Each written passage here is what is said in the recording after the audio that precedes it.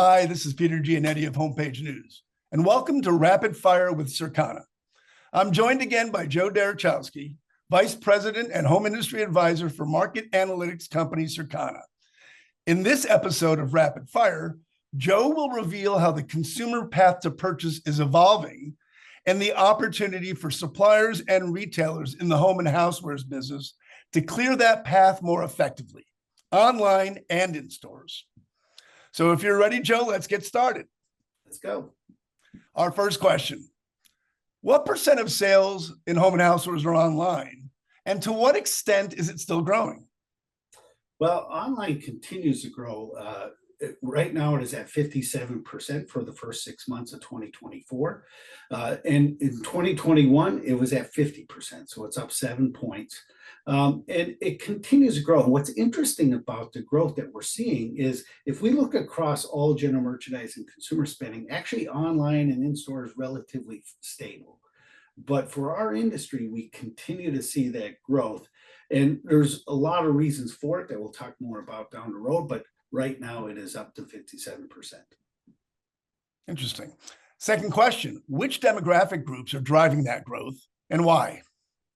Well, right now, the primary group driving the growth are adults 55 plus. They're leading the way, up 10 points from where they were back in 2021. They're up to 57% of their sales are online.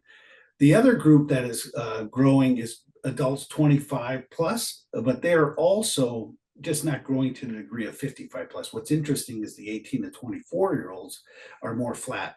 I kind of like when I look at the age groups, I always think about time, like who has the time to go shop in the store and who needs the time. And so a lot of times you'll see the family forming years are the times where we tend to lean a little bit more online versus pre and post kids. We also see kind of time play out as we do things. When we think about the holidays, we'll see more online shopping Monday to Thursday than we do Friday to Sunday. So this time element is a big part. So when we look at the who, it's really the demographics that maybe have a less time or time pressured that lean a little bit more online.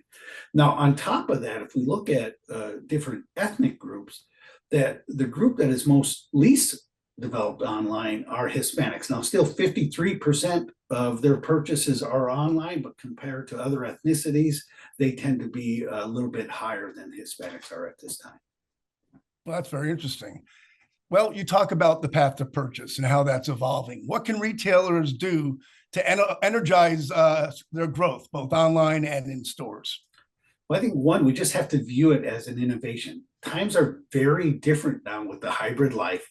There's a lot of innovations or things that we pulled out of the cupboard during the pandemic, like buy online, pick up in store, different ways, cashless transactions. There's a lot of in the use of social media to inspire the consumer. So there's so many ingredients, to this dish of the path to purchase of how do we inspire, how do we educate, how do we make a transaction, how do we payment methods, get delivery of the product, build a relationship. That whole process has been in flux, and we pulled all these new techniques and ingredients and tools to make that process better. But I think there's new ways that we can even expand it from what it is now. So the first step is just realizing, are we doing things similarly today as we were pre-pandemic? And if the answer is yes, then we got to start all over. We got to be thinking different. And so one of the things that's happened is online has really evolved a lot of those steps a little bit faster than what we see in store. So we're seeing things, of how you can, if you got a teenage girl and how she gets inspired about products to go shopping for beauty products, you're going to see that will pop up quickly. And then how we manage that process. We've seen things, cashless payments. We've seen things of, like we said, buy online, pick up in store, deliver to your house. Many different ways that the consumer is being, that whole path is changing. But where I struggle is the in-store element is still ripe for innovation. So what do we do for in-store to help inspire the consumer? What are we doing different than what we did pre-pandemic? What are we doing to make the transaction easier, to do research, to get confidence in our purchases? What are we doing to get the product home easier in a way that we want and how we want it?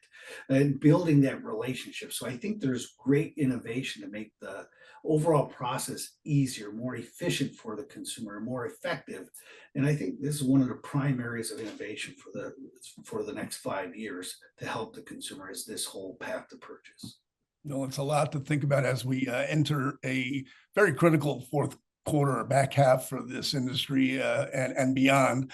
Once again, thanks to Joe Derochowski of Circana for his data-backed insights on retail sales trends and developments in home and housewares.